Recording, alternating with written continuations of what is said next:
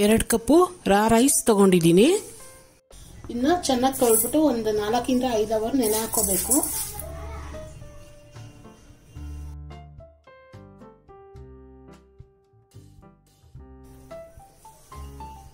ಇನ್ನು ಒಂದು 3-4 ಸತಿ ಚೆನ್ನಾಗಿ ತೊಳೆದು ಒಂದು 5 ಅವರ್ ನೆನೆ ಹಾಕೋಬೇಕು.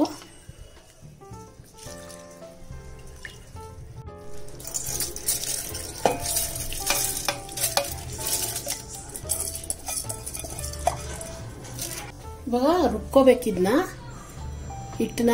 ಇವಾಗ 2 ಕಪ್ ಅಕ್ಕಿ ತಗೊಂಡಿದ್ದೀನಿ. 1 ಕಪ್ ಅನ್ನ ತಗೋಬೇಕು. 1 ಕಪ್ ತೆಂಗಿನಕಾಯಿ ತುರಿ ಹಾಕೋಬೇಕು. ಇದನ್ನ ಹಾಕೊಂಡು ನುಣ್ಣಗೆ ರುಬ್ಕೋಬೇಕು.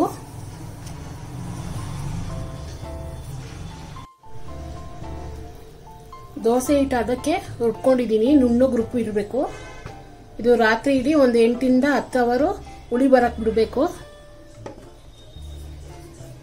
ನಾವು ಮಾಮೂಲಿ ದೋಸೆಗೆ ರುಬ್ಕೊಂತೀವಲ್ಲ ಅದನ್ನೇ ಇರುತ್ತೆ ನೋಡಿ. ಇದೆಲ್ಲ ಚೆನ್ನಾಗಿ ಹುಳಿ ಬಂದಿದೆ.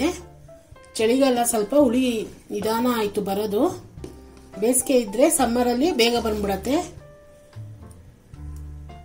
ಇದಕ್ಕೆ ಒಂದು 3/4 ಟೀ ಸ್ಪೂನ್ ಅಷ್ಟು ಸಾಲ್ಟ್ ಹಾಕೋಬೇಕು.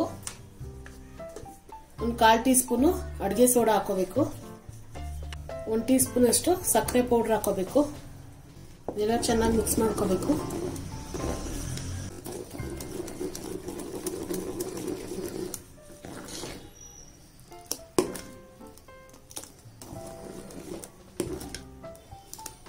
ನೋಡಿ ಈ ತರ ಬಾಣಲಿ ಇಟ್ಕೋಬೇಕು.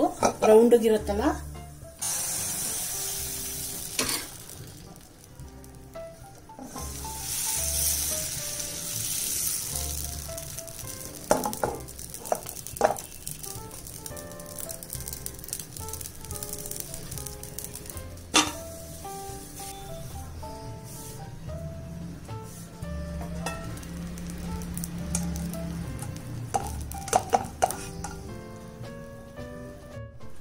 ನೋಡಿ.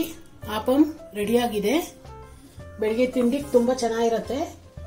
ಇದು ಚಿಕನ್ ಸ್ಟೀವು, ಚಿಕನ್ ಗ್ರೇವಿ ಯಾವ್ದಾರು ಇದ್ರೆ, ಮೊಟ್ಟೆ ಸಾರು, ಮೊಟ್ಟೆ ಗೊಜ್ಜು ಈ ತರ ಕಾಂಬಿನೇಷನ್ ಚೆನ್ನಾಗಿರುತ್ತೆ. ಟ್ರೈ ಮಾಡಿ, ಮನೆಯಲ್ಲಿ ಈಸಿಯಾಗಿ ಮಾಡ್ಕೋಬಹುದು. ಲೈಕ್ ಮಾಡಿ, ಶೇರ್ ಮಾಡಿ, ಸಬ್ಸ್ಕ್ರೈಬ್ ಮಾಡಿ.